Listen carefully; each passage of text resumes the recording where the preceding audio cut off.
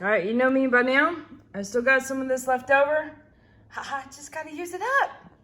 All right, we're gonna put another spin on this version I just did with the black on black. So, cool.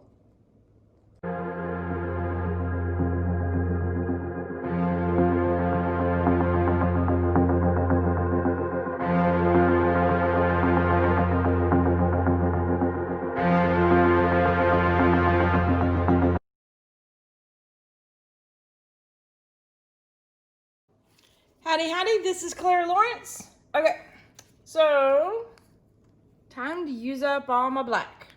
Because for one thing, I'm getting close to the end of its working time. You know what? That's my interference color, and I'm gonna pull that back up. I thought what I would do is a puddle pour. And this is gonna look like a lot of black on black, but when we get close up, you're gonna see the subtle colors. So I'm gonna kind of do a loose puddle pour. For right now, it's just a big hot mess. So bear with me. This is straight black with, I believe there's a little bit, no, straight black. I'll put the colors in the, at the end of the video. I usually try and take a photo of the colors I use. So that way, you guys, if you're interested in a particular color, you can search it out and get the color name. Because I'm definitely one of those colors. Oh, what did they use?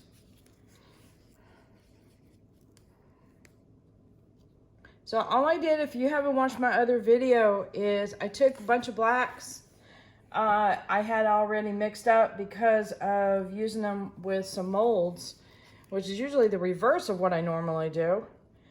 So I had too much black left over. I'm like, okay, what can I do with this? And it's already colored. Problem. And so I'm playing with what to add to it to make it interesting. So I've got interference colors in here. I've got some metallic colors in here, meaning like a gold metallic powder, and some chameleons. So this time I'm doing a puddle pour, which is basically what it looks like here. You know, you just got a big old puddle going, you just keep adding to the middle. Let's see, let me get my interference color out. So you know me, I like my interferences.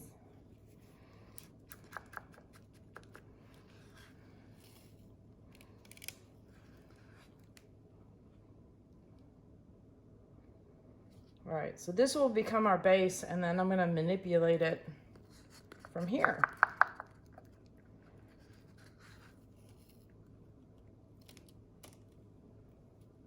Yeah, it's already starting to thicken up. Let's see, stack these guys up. I have to admit, I'm kind of liking the little paper cups. They make it easy for cleanup.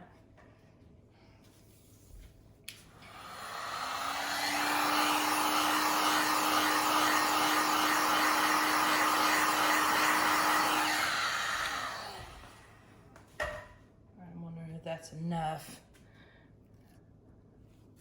I usually do my colors, or as far as my amounts, by eye, just because of doing this for so long.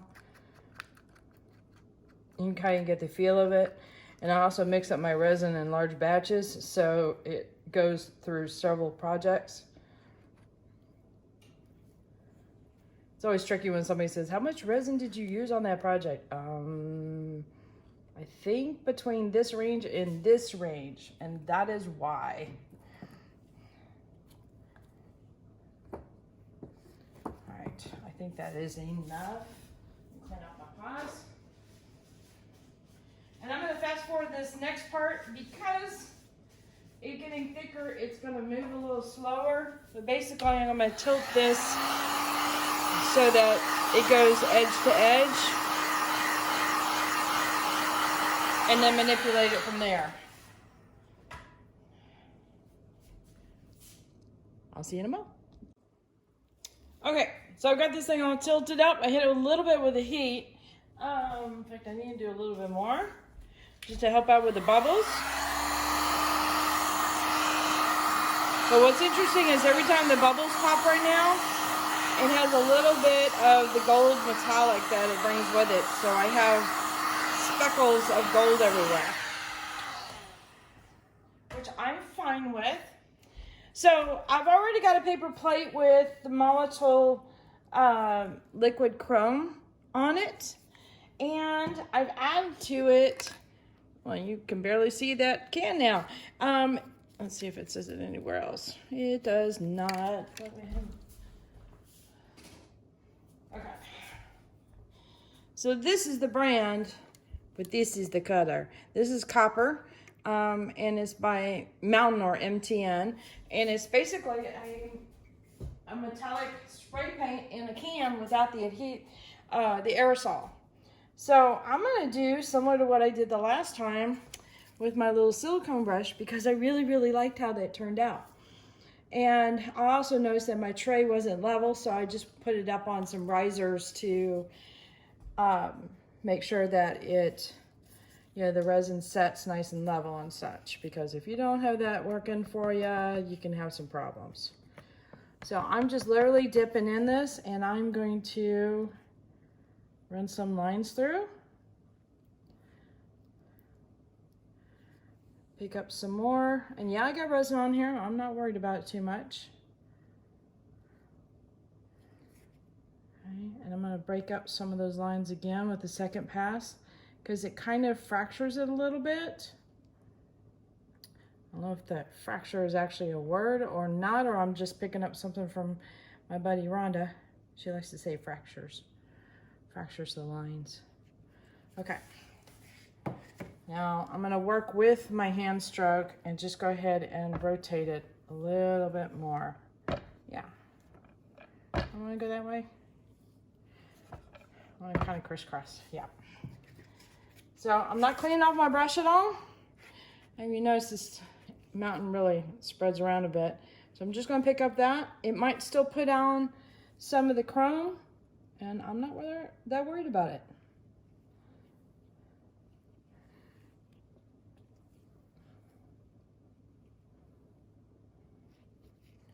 All right, here it's kind of blobbed out a little bit. So I'm just gonna make another pass, and I'm happier with that. All right.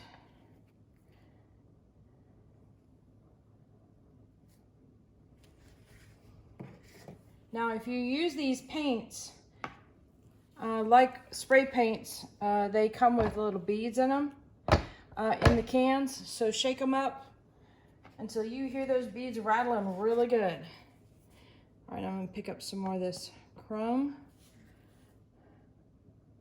and add some chrome lines on top.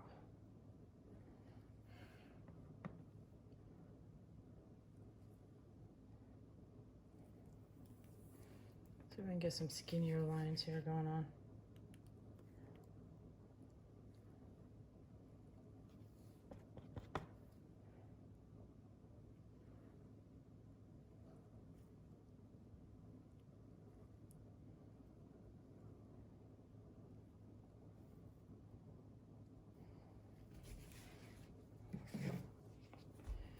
All right, let me hit that with the heat.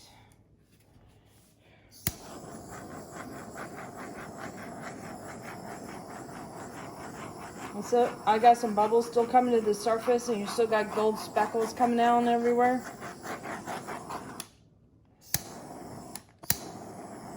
And if you hit this with the heat a little bit, it kind of disperses.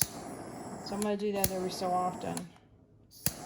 But trying to be mindful not to overdo it on the heat, because I don't want to burn my resin. That's a sad day when that happens. You end up with resin that has a little bit of texture to it, and not in a good way.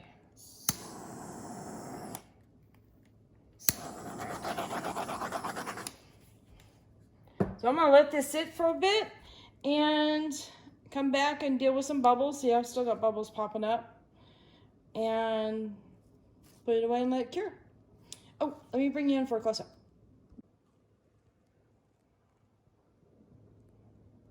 Okay, ready to zoom in? we go.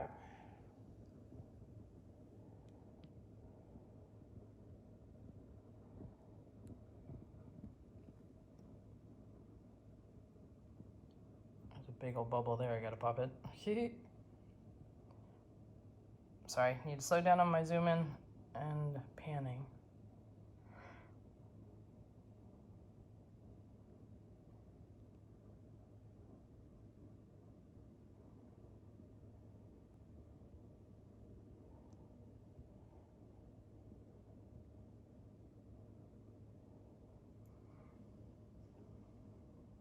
So liquid chrome is literally like sprinkling a little bits of mirror on there. Super reflective.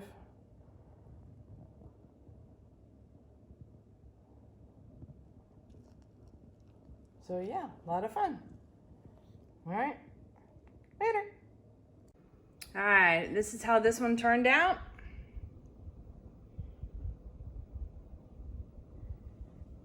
Some of that chrome and copper from Montana. This thing is super reflective, so I'm going to try and tilt my phone a little bit at a slight angle so you're not at least getting my phone. You're going to get the fan. There's just nothing I can do about that. And you're going to get a lamp there, but at least it's better than having all three.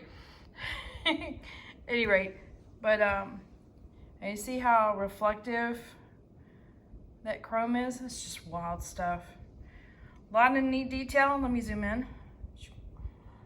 From just running through the lines multiple times, you get really thin lines in there. Pretty cool. But I have to admit, not that crazy about the overall composition. And I think this might be a good candidate for doing a drawing on. It seems to be my go-to thing when there's a piece that is not quite up to, I guess, par, if you want to call it anything. So I think I might do a drawing on this guy. What do you guys think? You agree? Might be tricky with all this chrome and this copper, but I think I'm up for a challenge.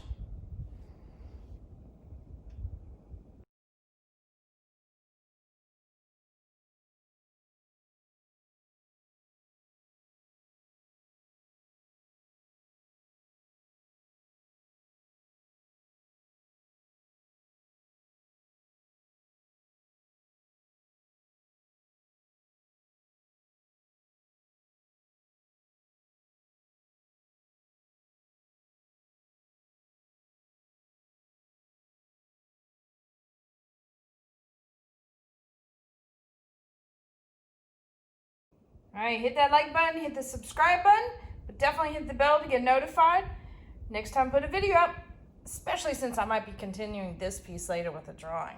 So you don't want to miss that. Check the link in the description below for any products I use, because I get a lot of questions on that. And also the link to my Etsy store if you're interested in any artwork to purchase. And there, I've got a bunch of different price ranges available now. So keep that in mind with Christmas coming.